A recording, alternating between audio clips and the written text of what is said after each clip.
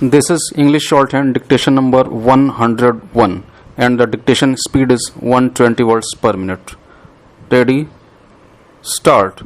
Mr. President, I have great pleasure in commending clause 11 because it is a clause which mostly relates to a community, a vast regiment of people who are subjected to untold miseries for so many centuries. Sir, even nowadays we find traffic in human beings in some parts of India, and this clause will have a great effect on the underdogs of this land who will have a voice when India gets her independence. This clause will bring about an economic revolution in the fascist social structure existing in India.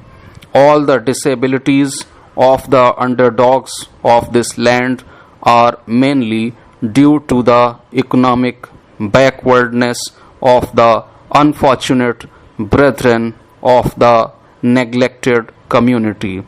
It is unfortunate that a section of the people of this land will have to work without getting any remuneration whatsoever, even for their daily maintenance, and the people who work in the fields or in other places will have to go back to their homes even without getting a single pie. They have not got the right to demand the wages even though they will work for day and night. If the people are called upon to work and if they do not go for that work, they will get punishments. That is what we find in certain provinces of India, like the United Provinces. Even if there is not a system of forced labor in other parts of India, almost a similar sort of compulsion exists throughout India, and the majority of the people are subjected to exploitation in all sorts of ways. The underdogs of this land are deprived of the facilities that make life happy. This system ought to have been abolished even before the provinces got self-government.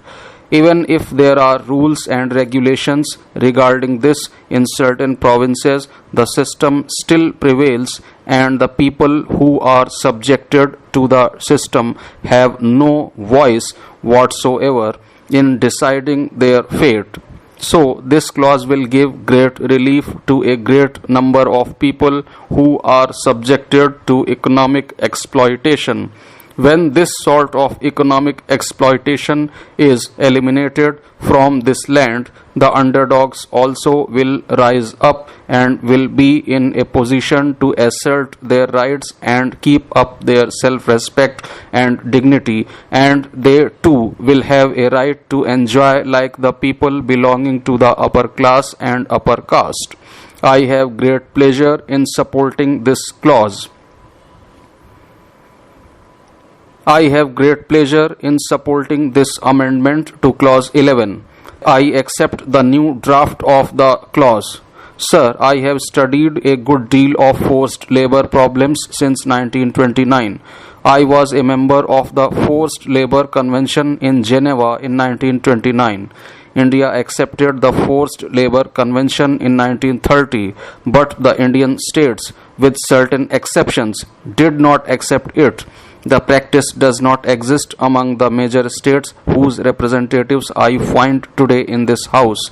Sir, in my part of the country, forced labor has been taken advantage of by most of the small Indian states. They receive grants from the Government of India for construction of roads and utilize the money for their own purposes, and by means of forced labor, they construct roads and other civil works. Therefore, I do not apprehend the trouble which my friend has just now voiced. In case of national emergency, the state must come forward and everybody must compulsorily work for the country, be it war or famine or drought. But I do not want any lacuna left over which will allow some of the Indian princes to use forced labor for their own gains. Sir, one point I am not satisfied with is whether traffic in human beings includes women's traffic. Some of us have studied this problem about women's traffic for the last 10 years or more. Unfortunately, every year thousands of women of Orissa and the province of Bengal, where there are surplus women, are carried away to other parts of India. There is a regular traffic going on by crooks and gangsters who carry away these women to some outside provinces. I do not know whether they are regular housewives or whether they lead the life of shame. We do know that in provinces like Punjab, the number of women is less than the population of men.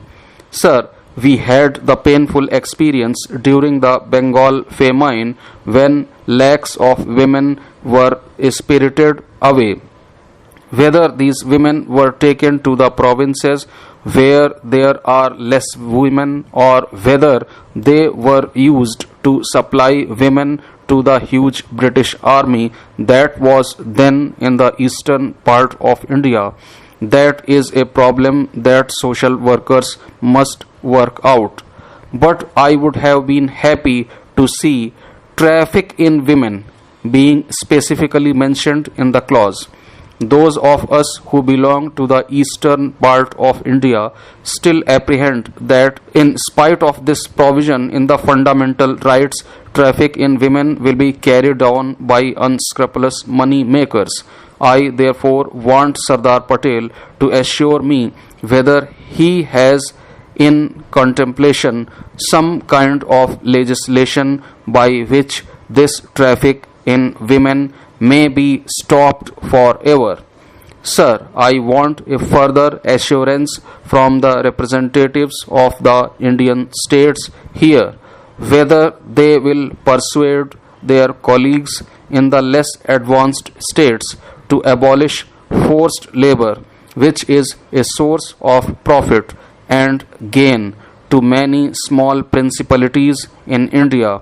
Sir, might I be permitted to point out some of the difficulties that would present themselves if we put the clause in the truncated form suggested? First of all, there can be no question, nobody can doubt for a moment that forced labor in any form must go. But there were certain qualifying explanations in the original form of the clause which have now been omitted. Mr. President, going into the question as to whether there is necessity for the retention of the explanation or not, I am quite clear in my mind. So far as the first sub-clause is concerned, it will not preclude military conscription. In the committee, there was a special clause inserted to the effect that there shall not be military conscription, but that has been omitted. In spite of the existence of slavery and anti-slavery clause in the United States Constitution, the Supreme Court of the United States has held that there is nothing to prevent military conscription being introduced.